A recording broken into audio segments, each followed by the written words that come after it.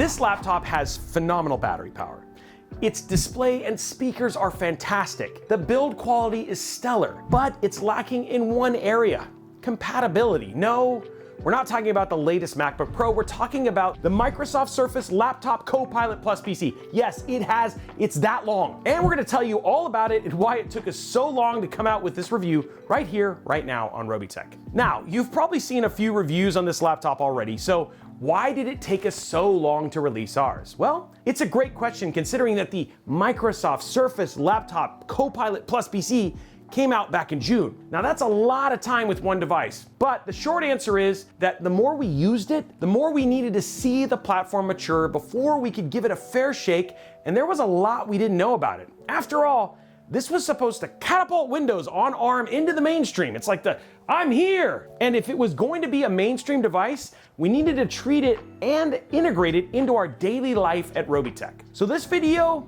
it's gonna be a lot like our review of the Asus ROG Strix G16, which you could check out right here. And we also needed to grab the 13-inch version to see if our experience with it was any different. But when we get to all the data, all of that will be based off the 15-inch version. We're of course gonna talk about the system and benchmarks, but we're also gonna share our team's experience using it, because that's probably the most important thing about reviewing this laptop. Now, right off the bat, we're gonna tell you this. If there was ever a laptop that highlighted this is the no one size fits all tech solution mantra that we have here at Robeytech, the Microsoft Surface Laptop Copilot Plus PC would definitely be it.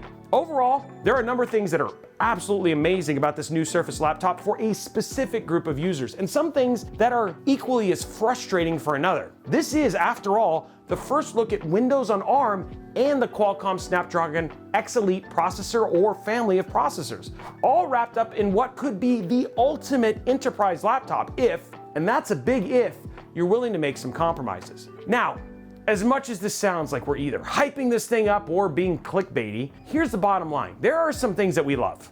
There are some things that we don't like, and there's some things that are, really worth considering if you're interested in a laptop like this or any other Qualcomm Snapdragon X or ARM-based Windows laptop. And since Microsoft Surface Laptop Copilot Plus doesn't really roll off the tongue, I had a hard time doing the intro, we're gonna just call it the Surface Laptop for the remainder of this video, also to cut down on time. Now, before we go too deep into our opinions and experiences, here are a few details that you need to know about the new Surface laptop. The new Surface laptops are available in two sizes, either a 13.8-inch version with a starting price of around $1,000 or a 15-inch version with a starting price of around $1,300. From here, Microsoft has customization options for color and configurations, of course, for RAM and storage. Now, the 13.8-inch version does allow you to select either the 10-core Snapdragon X Plus or the 12-core Snapdragon X Elite for your processor. But the Elite actually comes standard on the 15-inch version of the Surface laptop. Now, for context, we tested the 15-inch model with Qualcomm Snapdragon X Elite CPU. It's got an Adreno GPU and the Hexagon NPU. Yes, AI, right? The configuration also has 16 gigabytes of LPDDR5X RAM running at speeds of up to 8,448 megatransfers, and it has a 1 terabyte Gen 4 NVMe drive. It also has other awesome features like Wi-Fi 7, USB 4, Dolby Atmos certified Omnisonic speakers. Come on, that just sounds amazing. And a gorgeous touchscreen display. Our configuration has an MSRP of around $1,700, but we've seen it on sale for as low as $1,550. Comparatively, this pricing puts it in line with the new Intel Core Ultra 200V based Asus ZenBook S14 with a starting price of $1,500. If, of course, you can actually find one to buy. The 13-inch version, which we picked up, has 256 gigs of storage, 16 gigs of RAM, and cost around $1,100. Now, most of these details sound like pretty standard fare for laptops, right? Mostly, but there are some names we're not used to seeing. Well, one really, Qualcomm. Believe it or not, you're probably used a Qualcomm chip or two in your cell phones, audio device, or even in your cars. While Qualcomm chips are not new to the PC space at all, Qualcomm's Snapdragon X Elite CPU is a whole other animal. This thing is what is known as an ARM CPU. In case you're wondering what that even means, here's the TLDR. ARM stands for Advanced RISC or Reduced Instruction Set Computer Machine. I know it sounds like a nesting doll of acronyms here. You crack one open and there's another one sitting inside. But anyway, this type of processor uses a very specific set of instructions, which is really efficient. But it also operates differently than a more traditional CISC or complex instruction set architecture processor like the x86 processors that we're used to using. This is a way oversimplified explanation here for defining RISC, CISC, ARM, and x86. We're aware that this is a far more nuanced conversation, but we just wanted to give a highlight at that 50,000-foot view that these are different systems of processors. With that in mind, understand that the Windows ecosystem, the operating system, and just about everything that goes into it is all designed for an x86 instruction set. Even though the Surface Laptop is running a modified version of Windows developed for ARM, in order for Windows application to run on the Snapdragon X Elite processors, the system has to use an emulator. Take the Adobe Creative Suite, for example. While applications like Photoshop can run natively on ARM, Illustrator, Acrobat, InDesign, and Premiere Pro do not.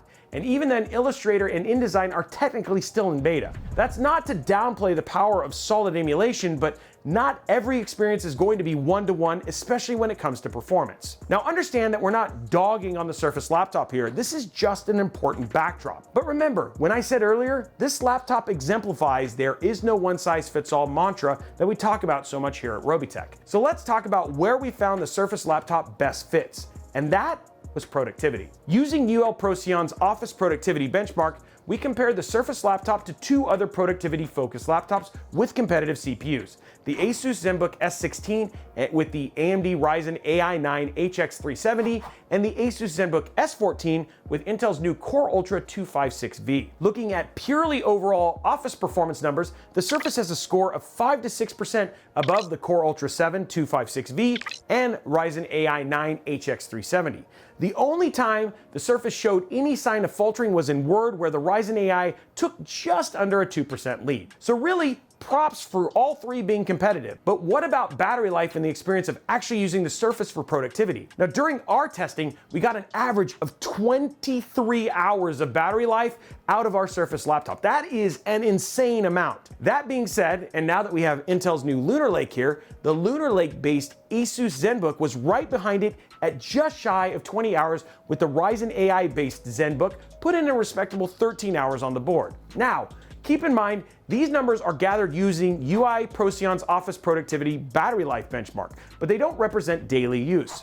For that, we have a team, and I handed the Surface Laptop off to Damien for the month leading up to Intel Plays Rumble's live stream. I wanted to see just how far he could push the battery as he traveled, wrote script, show notes, communicated with the team, and ran all over the studio, even into places where power wasn't really accessible. According to Damien, there were multiple occasions where he got almost 2 full workdays out of a single charge. And we're not talking about just writing a few words here and there and then staring at the walls.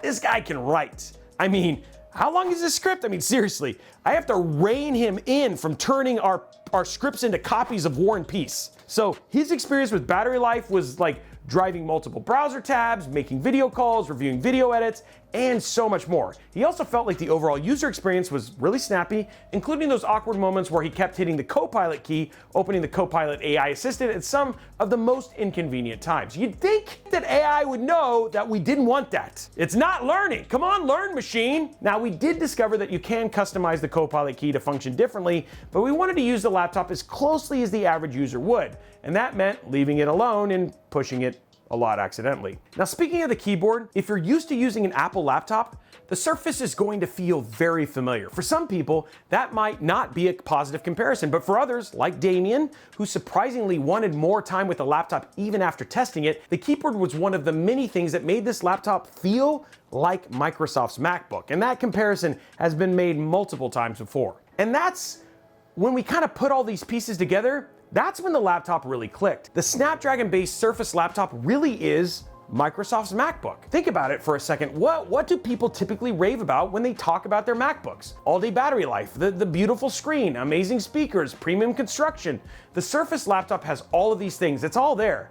But so are the downsides, like limited compatibility and gaming, which we're going to talk about here in a minute. We've already touched on limited compatibility with productivity, but we really didn't touch on gaming. And again, this is where the Surface has like that MacBook showing. Our approach to gaming on the Surface was like how we approached our review of the ZenBook S16. We tested a number of games that would span Windows ARM, x86, and Apple Silicon so we could compare them later. We also found a very helpful website called Windows on ARM Ready Software and we're going to show the link down below, that identifies what games will work on ARM.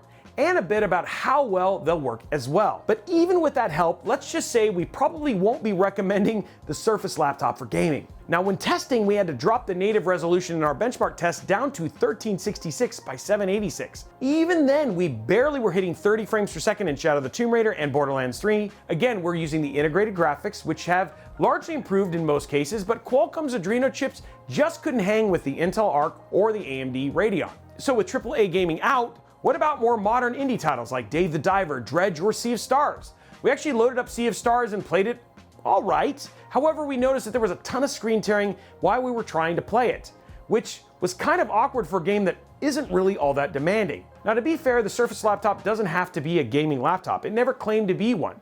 We just need to see if it could. Now, one area where the Surface laptop strays from the MacBook comparison is self-repair. There isn't a whole lot you can do to upgrade your Surface laptop. You can actually upgrade the NVMe drive, but you'll need a special drive here. The Surface laptop uses an M.2 2230 size SSD as opposed to a 2280 size that we typically see. Fun fact, this is also the same size drive you'll use for the Steam Deck. Now, to get inside, you'll need a T5 Torx bit screwdriver, some opening picks, and potentially some angled tweezers to just get those rubber feet off the bottom. From there, the SSD is readily accessible to swap. Now, just a quick note here, before even starting this process, you want to create a Microsoft Surface recovery image. If you're interested in what the whole process looks like, you know what? Check out Jeremy Chapman's YouTube channel, aka Deploy Jeremy. He does an amazing job of walking through the entire upgrade process. Okay, what about AI? This is an area that I know a lot of you don't care about, but it's a thing.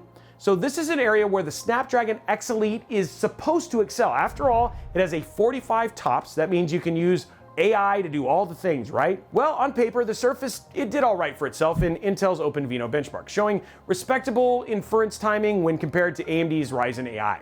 However, the Snapdragon X Elite didn't hold a candle to the new Lunar Lake Core Ultra processors. As for daily integration of AI, we hit the dang Copilot button way more times than we'd like to admit. So we did try to use Copilot to do a few things for us, like summarize YouTube videos, get facts about video games, and to write a dad joke about this script. While it did okay on some requests, let's just say we were hoping to have detailed and accurate information in a snap. But the results were just dragging us down.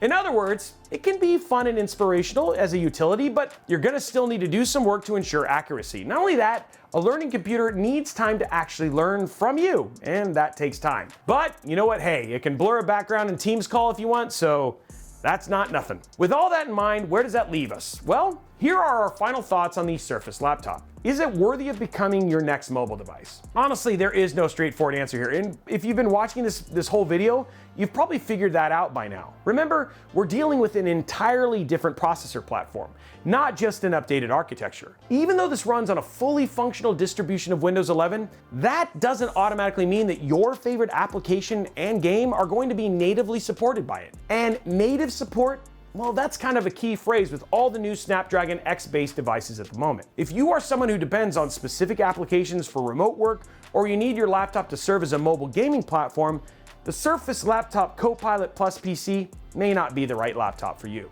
But what's so wild about the Snapdragon-based Surface laptop, and the reason it took so long for us to make this video, is that a single statement kept us coming back to it. This really is Microsoft's MacBook. It's a well-built laptop with a number of high-quality features, but its application compatibility is far narrower and more curated at the moment than a standard x86 laptop. The display is beautiful with rich color reproduction, the speakers sound amazing and accurate at both high and low volumes, the construction feels super premium, and it's light. And at just under 4 pounds, it's thinner and lighter than the Lenovo Legion Slim 7i Damien is used to traveling with, and he commented a number of times at how easy it was to carry around the studio or wherever he goes when he's out and about. And the other thing too is, even though you will get fingerprints on this thing, just a little bit of cleaning solution and this thing looks nice all the time. Not only that, there was never a moment where we were worried about battery life. I mean, honestly, it shocked Damien that he kept coming back to the Surface for office productivity tasks, and every time there was just more battery to use. Now, like any other device, your mileage on battery will depend on what you're doing. But as a lightweight and power efficient option, the Surface laptop was one of our go-to devices during Intel Play Rumble streams for writing content, talent briefs, and for keeping up with the run of show and even watching it. And those are not low stakes. So the gamble paid off because time and time again, the Surface laptop proved that we could depend on it for simple tasks. It was zippy fast, stayed ridiculously cool and quiet, had a great feeling keyboard, and battery life was just plain awesome. But as awesome as all of that sounds, we could buy a MacBook Air for around the same price as our Surface laptop. The downside is that you'll have only half the storage space, but the upside for the MacBook is you'll have all those awesome things we mentioned and a fully matured OS with incredible integration if you're already in the iOS ecosystem. Now the Snapdragon sell gets a bit harder when we saw that Qualcomm canceled their Snapdragon X developer kit pre-orders. Is this a proverbial writing on the wall for Windows on ARM? Well, hold on to all the doom and gloom for now. As we were preparing for this video, Qualcomm actually had their annual Snapdragon Summit. During the keynote, they talked about their dedication to Snapdragon PCs, as well as their work on bringing more applications, games, and driver support to the platform. Could this be hype? Sure, but when the platform has partners like Microsoft and Dell betting on it, it's probably going to be sticking around for a bit. There's also the on-again, off-again rumors of NVIDIA entering the CPU market, and the absolutely wild news of the Voltron-like x86 alliance between AMD and Intel. Wow. So we could be seeing a world where Windows on ARM and Windows on x86 are being supported in parallel. Since we're not tech prophets around here and we can't forecast where all this is going, this is the place where we're landing with a Surface laptop. If you really want to believe in Windows on ARM and the Qualcomm Snapdragon X Dream, the new Microsoft Surface Laptop Copilot Plus PC is a solid productivity laptop with exceptional battery life. It's thin, light, ready to work throughout the day, and being able to play cinematic movies or potentially an indie game or two, you're good to go. As long as you're okay with a limited set of applications and even more limited set of games like this for the time being, it will work for now. But what long-term support and maturity will look like, that's completely unknown. And that's a risk you're gonna have to take. We just recommend that you do a lot of homework before you buy one to make sure that this laptop does exactly what you need it to do with the applications you use it for. But for the average user, honestly, you're probably better off looking at either a MacBook Air or a number of Ryzen AI 300 or the new Core Ultra 200V laptops. They have exceptional battery life too. There are some really slick models out there that are thin and light, and who knows, maybe Microsoft will make a Ryzen AI or Core Ultra version of the Surface laptop. I guess we're just gonna have to wait and see. So those are our impressions of Microsoft Surface Laptop Copilot Plus PC and our first look at the Snapdragon X Elite mobile processors. But we wanna know what you think. Where do you see ARM having a leg up on x86? Or if you have had any time with one of these new Snapdragon X laptops, we'd love to hear about your experience. Let us know all that down in the comments below. Now while you're down there, why don't you go ahead and slap that subscribe button, whip that like button, and ring that notification bell so that you get a notification each and every time we post a video like this right here on Robeytech. Also, if you want to continue the conversation, talk more about laptops or any other tech, head over to our Discord server, discord.gg/Robeytech. Amazing place to talk about this with other tech and PC enthusiasts who love to have these conversations. You know what? You might just make a friend. Also, make sure you follow @Robeytech on all the other socials. Thank you so much for watching this video, guys. We look forward to seeing you on the next one.